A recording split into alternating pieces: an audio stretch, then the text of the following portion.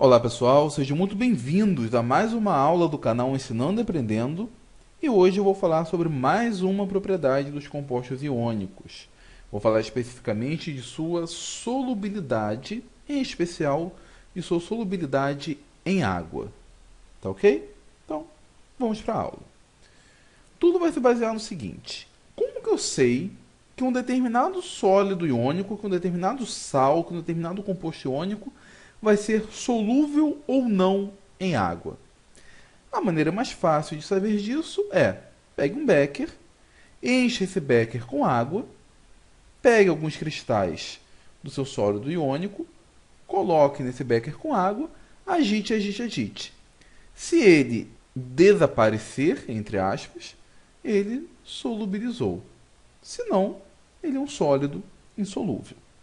Certo? Simples assim. Agora, o que há por trás disso? Quais são os parâmetros termodinâmicos, quais são os parâmetros moleculares, quais são os parâmetros iônicos por trás da solubilidade de um determinado sólido iônico? Se ele vai ser solúvel ou não. Bom, vai ser isso que nós vamos tentar ver na aula de hoje. Primeiro de tudo, vamos imaginar o que acontece aqui dentro. O que acontece dentro do becker quando um determinado sólido se solubiliza. Então, imagine que eu tenho um determinado cristal, eu estou representando esse cristal por esse cubo com essas bolinhas vermelhas e azuis. Na verdade, essa seria a representação dos cátions e dos ânions num retículo cristalino. Nós já vimos que eles estão ligados fortemente uns com os outros, então, para separá-los, é necessário fornecer energia.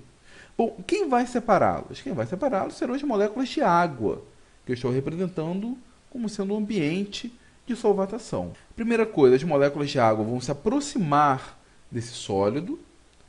O polo positivo da água, ou seja, os átomos de hidrogênio, se orientarão em direção ao ânion, enquanto os polos negativos da água, os átomos de oxigênio, se orientarão em direção ao cátion.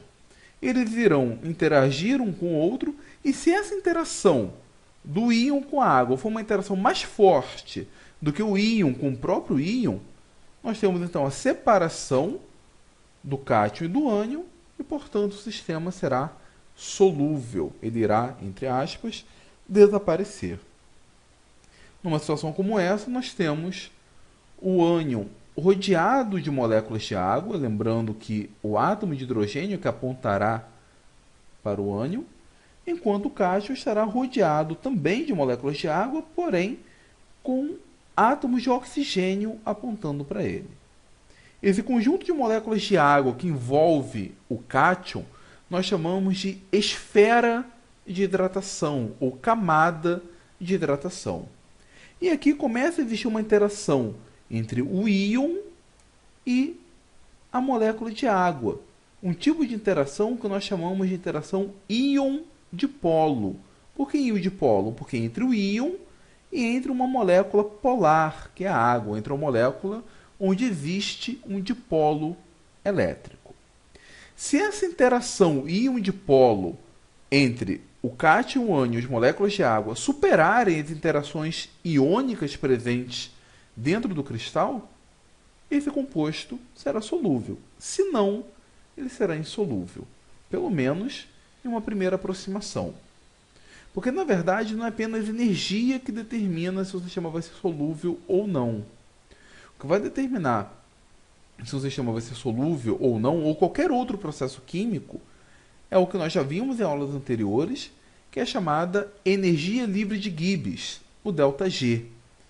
E esse ΔG, ele depende de dois fatores. Um, que é a entalpia, a variação da entalpia, o que está associado ao calor, o fluxo de calor, o fluxo de energia envolvido, ou seja, se a energia será liberada ou se a energia será absorvida. E outro parâmetro é a variação da entropia, o ΔS, que eu vou pedir mais uma vez desculpas aos físico-químicos, e eu vou falar que a entropia está associada com a desordem do sistema. No caso do processo de solubilidade, a entropia sempre vai favorecer. Por quê? Se eu tenho um sólido iônico, esse sólido iônico Ele está num sistema bem organizado, tá o cátion e o ânion interagindo com o outro de maneira bem organizada. Quando eu coloco eles em água, e caso ele seja solúvel, as moléculas de água irão separar o cátion do ânion, eu vou ter um sistema muito mais desorganizado. Então, a entropia sempre vai favorecer o processo de solubilidade. Tá ok? É um assunto que a gente não se preocupa muito, porque na verdade o gargalo que vai definir se vai ser solúvel ou não fica por conta da entalpia, uma vez que a entropia sempre vai favorecer. Formalmente, eu tenho que escrever que a variação da energia livre de Gibbs de solubilidade, de dissolução, o ΔG de dissolução, vem da combinação do menos ΔG de rede. Daqui a pouco eu explico o porquê desse menos.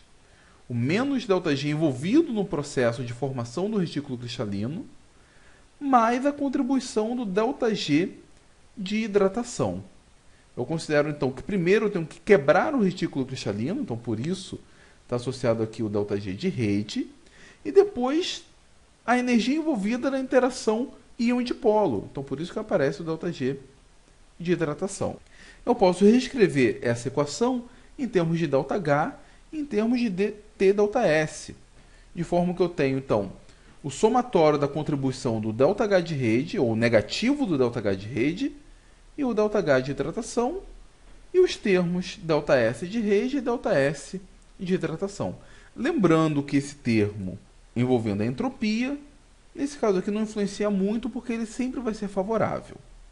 Eu vou focar basicamente minha atenção no parâmetro de ΔH, na combinação entre o ΔH de rede, ou menos ΔH de rede, e o ΔH de hidratação. Mas por que desse negativo? Esse negativo aparece simplesmente por questões de convenção. Nas nossas aulas de compostos iônicos, eu falei para vocês que o processo de formação do sólido iônico a partir do vapor do cátion e a partir do vapor do ânion, o processo de formação, eu chamei de o zero, ou ΔH de rede. Então, a energia envolvida no processo de formação é o que eu estou chamando de ΔH de rede. Neste processo, nós temos a variação de energia sempre menor do que zero, sempre negativa, porque eu estou formando ligações químicas. Nesse caso, no estudo da solubilidade, eu tenho um processo exatamente oposto. Eu tenho o sólido iônico sendo convertido em cátions e ânions separados. Então, o valor energético vai ser exatamente o mesmo. Só que agora a energia não será liberada, o valor não será negativo. Será necessário fornecer energia. Então, o módulo é o mesmo, porém o valor vai ser agora positivo. Então, no processo de quebra do retículo cristalino, que é o envolvido na solubilidade, eu não tenho o zero, eu não tenho o valor de ΔH de rede envolvido. Eu tenho um módulo, porém, eu vou ter então o menos ΔH de rede ou o menos o zero. Em outras palavras, se na formação do retículo cristalino eram liberados menos 300 kJ de energia por mol, na quebra desse retículo será necessário fornecer menos 300, ou seja, será necessário fornecer 300 kJ por mol. Ficou entendido isso? Bom, então vamos avançar o nosso entendimento. Como eu disse, eu vou decompor o processo de solubilidade em dois fatores. Eu vou decompor o processo de ΔH de solubilidade, ou seja, a transformação do NaCl sólido em íons sódio mais aquosos, ou seja, rodeados de moléculas de água. O aquoso significa isso, significa que ele está rodeado de moléculas de água. E íons cloreto também rodeados de moléculas de água, íons cloreto dentro de uma esfera de solvatação. Para entender melhor o que está por trás desse processo, eu vou separar esse processo em dois processos distintos. Um deles está associado à quebra do retículo cristalino, como eu disse anteriormente. Na quebra do retículo cristalino, eu vou considerar a transformação do NaCl sólido em vapor de sódio e vapor de cloreto. Quando eu pego o vapor de sódio e vapor de cloreto e transformo em NaCl sólido, cloreto de sódio sólido, eu tenho, envolvido energeticamente neste processo, o ΔH de rede. Como eu tenho agora o processo oposto, como disse no slide anterior, eu tenho então o menos ΔH de rede. Lembre-se que esse processo sempre será um processo positivo. Eu sempre vou fornecer energia para o sistema se eu quiser separar os íons. E aí, uma vez que eu tenha o vapor de sódio e o vapor de cloreto, eu vou transformar esse vapor de sódio e vapor de cloreto em sódio aquoso e cloreto aquoso.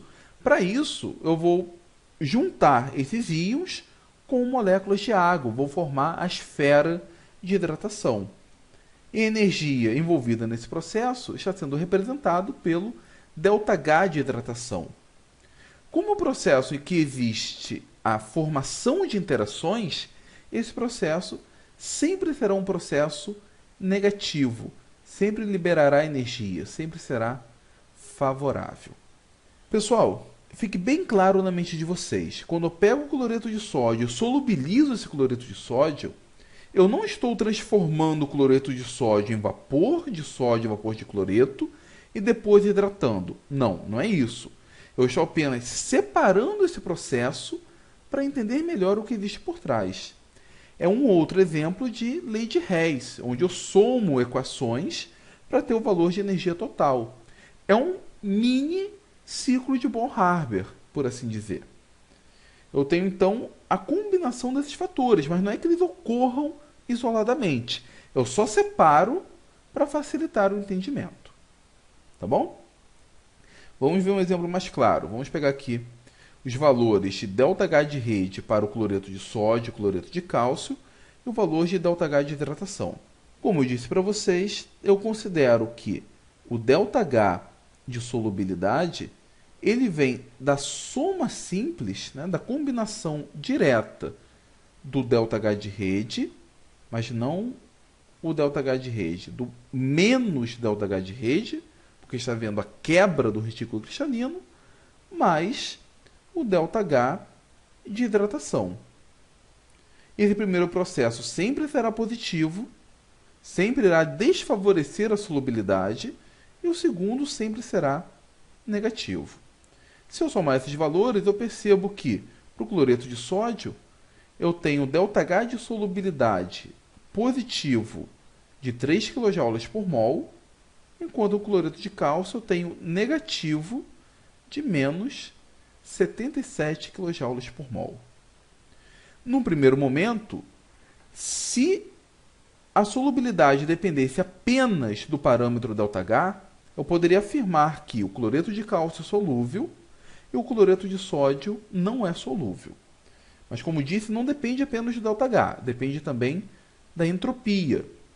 E aí a entropia, sendo sempre favorável, é capaz de superar esse problema que ocorre no cloreto de sódio. Todos nós sabemos que o cloreto de sódio ele é muito solúvel. Ele solubiliza com uma maravilha em água, mesmo sendo um processo endotérmico. Mesmo que energeticamente, só olhando para o ΔH, seja um processo não muito favorável. No geral, sistemas onde o ΔH de solubilidade é muito elevado, não estou falando de pequenas, de poucas unidades, mas estou falando de centenas ou dezenas, pelo menos, de kilojoules por mol, normalmente este composto será insolúvel. Eu vou ter que fornecer energia para que ele seja solubilizado. Enquanto sistemas compostos iônicos, onde o ΔH de solubilidade é negativo, provavelmente ele será bem solúvel. Por quê? A entropia já favorece. E uma solubilidade negativa, um ΔH de solubilidade negativo também favorece. Eu tenho então um ΔG, uma energia livre de Gibbs negativa. O processo será espontâneo. O que eu posso dizer aqui com esse parâmetro é que o cloreto de cálcio, provavelmente, ele é mais solúvel do que o cloreto de sódio. E de fato é. Sabe como a gente consegue comprovar isso? É só pegar um punhadinho de cloreto de sódio, colocar num pote, por exemplo, num vidro de relógio e deixar exposto ao ar. Fazer a mesma coisa com cloreto de sódio e cloreto de cálcio. E esperar aí algumas horas. O cloreto de sódio ele vai começar a grudar um no outro e o cristal vai fazer uma espécie de pedra. Isso porque ele dissolve, ele interage bem com moléculas de água.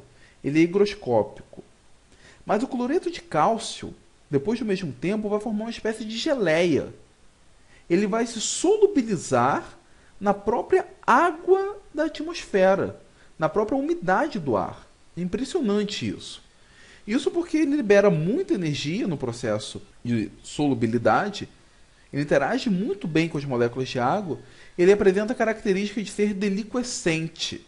O cloreto de sódio é simplesmente higroscópico, mas o cloreto de cálcio é deliquescente. Isso está associado diretamente à energia liberada em sua interação com a água. Deu para ficar claro que existe uma clara competição entre o ΔH de rede, que é um processo, nesse caso, menos ΔH de rede, que é um processo sempre positivo, sempre vai desfavorecer, com o ΔH de hidratação, que é um processo sempre negativo, um processo sempre favorável. Quem vai vencer? Bom, quem vai vencer vai depender de muitas coisas, vai depender da carga, vai depender do tamanho do cátion, do tamanho do ânion. Dá para a gente ter uma ideia. Ela nem sempre será absoluta, mas ela pode ajudar bastante. Vamos ver alguns exemplos? Bom, eu tenho aqui o valor de ΔH de solubilidade para haletos de alguns metais. Se nós olharmos, o fluoreto de sódio é endotérmico, tem que fornecer energia. O cloreto mais ainda. Agora, o brometo seria mais solúvel. Ele me libera energia. E o iodeto libera mais. Bom, como que eu entendo isso? Primeiro eu tenho que quebrar o retículo. Onde que a quebra do retículo é mais favorável? Bom, no iodeto. Por quê? Porque sais de sódio são sais que apresentam elevado caráter iônico. São bem iônicos mesmo. E se vocês lembrarem lá da aula da energia de rede, lá da equação de Borlandê, nós vemos que quanto maior for o raio do cátion e do ânion, mais fraco será o retículo cristalino. Aqui a carga é a mesma, o cátion é o mesmo. O que vai enfraquecer o retículo é o tamanho do raio do ânion. Então, o fluoreto é o que apresenta o menor raio. Logo, o retículo do fluoreto de sódio é um retículo bem forte. Vai ser mais difícil quebrar esse retículo, o menos ΔH de rede vai ser maior do que a hidratação. Aí, quando eu passo para o cloreto de sódio, eu percebo que vai ser mais difícil ainda, porque é mais positivo. Mas por que é mais difícil ainda? O cloreto não é maior? O retículo não é mais quebradiço? Não é mais fácil de quebrá-lo? É. Só que agora o problema está na energia envolvida, energia liberada, na hidratação do ânion. Como o cloreto é maior, a energia liberada no processo de hidratação é menor do que a do fluoreto. Na verdade, se eu for pensar em termos de ΔH de hidratação, o fluoreto, o ΔH de hidratação, ele vai ser maior do que o cloreto, que por sua vez vai ser maior do que o brometo, que por sua vez vai ser maior do que o iodeto. O maior porque eu estou considerando, na verdade, um módulo. O fluoreto deve liberar mais ou menos, vamos chutar aí, menos 60 kJ, enquanto no cloreto vai ser menos 30. Bom, menos 60 é menor que menos 30, mas o módulo de menos 60 é maior do que o módulo de menos 30. Então, vai ser liberado mais energia na hidratação do fluoreto do que no cloreto. Com isso, a que conclusão eu chego? Embora seja mais fácil quebrar o cloreto de sódio, a energia liberada na hidratação do cloreto vai ser uma energia muito menor. Então, o ΔH de rede ainda ganha. No brometo, bom, vai ser mais difícil hidratar o brometo e o iodeto. Só que o retículo está tão frágil, vai ser tão quebradiço, que aí nós temos valores negativos para a solubilidade. Viram que olha eu vou olhar um, olha eu vou olhar o outro? Agora no caso do magnésio. No magnésio, eu tenho o módulo da solubilidade sempre aumentando. O iodeto é muito mais solúvel do que o brometo, do que o cloreto, do que o fluoreto. Mas no iodeto não vai ser mais difícil a hidratação dele? Vai. Só que nesse caso, o ΔH de rede vai ser muito menor no iodeto de magnésio do que no fluoreto. Por quê? Bom, primeiro que o raio do iodeto é maior. Mas aqui entra também a covalência, o fator covalente. Lembra lá na aula de poder polarizante e polarizabilidade? O magnésio tem um elevado poder polarizante. O brometo e o iodeto têm uma polarizabilidade considerável. A gente consegue enfraquecer muito esse retículo cristalino. E além disso, a hidratação do magnésio é muito favorável. Ele é um cátion menor com uma carga 2+, vai interagir muito bem com a água. A consequência disso vai ser sais bastante solúveis.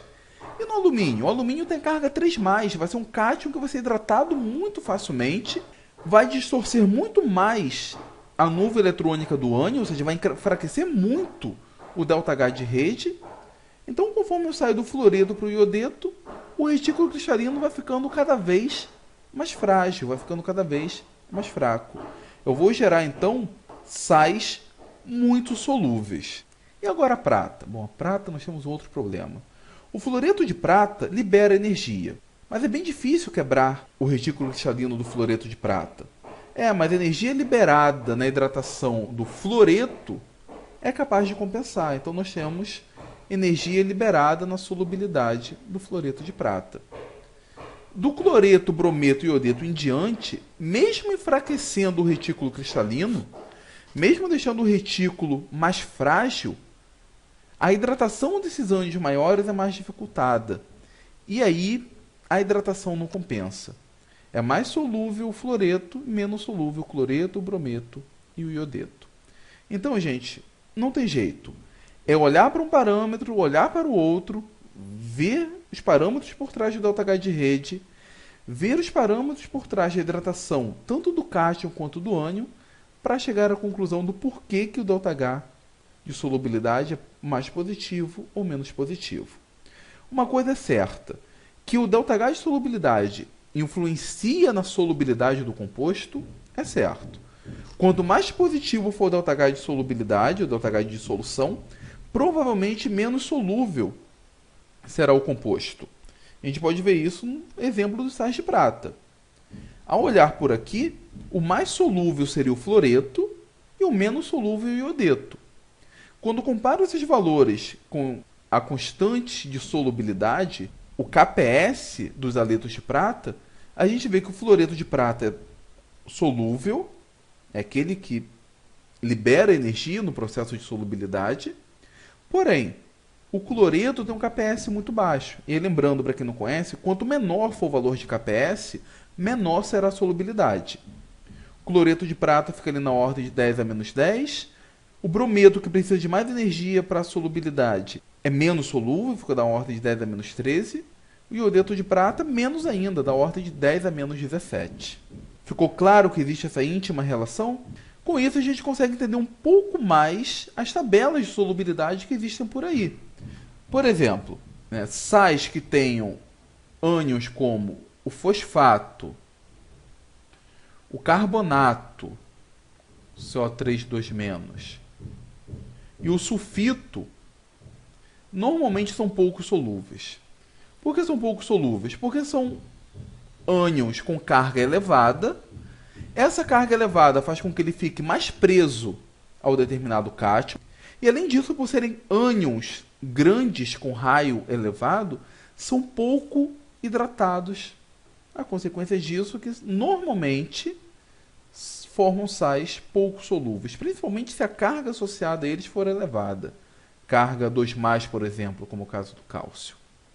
Por outro lado, sais contendo íons como nitrato, NO3-, NH4+, amônio, ou perclorato, ClO4-, são sais bem solúveis. E por que são bem solúveis? No caso do nitrato, do amônio, do perclorato, bom, primeiro, eles têm apenas uma carga. Faz com que a interação iônica no retículo já seja mais baixa, seja mais fácil romper o retículo cristalino. E além disso, como eles têm átomos de oxigênio e de hidrogênio, primeiro que eles não são tão elevados, não são tão grandes assim. E segundo, o fato de eles terem átomos de hidrogênio e de oxigênio permitem com que eles façam ligações de hidrogênio com a água. Isso faz com que a hidratação deles seja bem mais efetiva. Mas o fosfato, o carbonato, o sulfito também não faria ligação de hidrogênio? Faria, mas eles são ânions bem maiores. a hidratação seria mais dificultada. Ah, e o perclorato não é grande? É, tem um raio considerável, mas o fato da carga dele ser menor vai provocar um ΔH de rede mais frágil. Tá ok, galera? Ficou claro isso? É uma aula cheia de detalhe, não é a mais simples. A gente tem que olhar a contribuição do ΔH de hidratação, a contribuição do ΔH de rede, mas a gente consegue correlacionar bem. Essa, então, é mais uma consequência da energia de rede. Já que nós estamos falando de solubilidade de compostos iônicos, a aula que vem vai falar exatamente sobre isso. O comportamento de um cátion e um ânion em água. Como que um cátion e um ânion pode alterar o pH do meio? Ou seja, quando que eu vou ter um caso de hidrólise ácida, hidrólise básica ou não vou ter hidrólise? Esse será o tema da nossa próxima aula. Mas, enquanto isso, por favor, faça uma visita lá ao blog, ao ensinandoaprendendo.com.br. Aproveitem, dê uma olhada lá nos artigos, tem muitos artigos bons, interessantes. Vale a pena compartilhá-los com seus colegas, com seus amigos, com seus professores, com seus alunos. E se gostaram desse vídeo, por favor, compartilhe essa aula, deem o seu like, pois vocês vão me ajudar muito. Tem me ajudado bastante nesse projeto, mas eu continuo contando com a colaboração de vocês. Tá ok, pessoal? Então, muito obrigado e até a próxima do Ensinando e Aprendendo.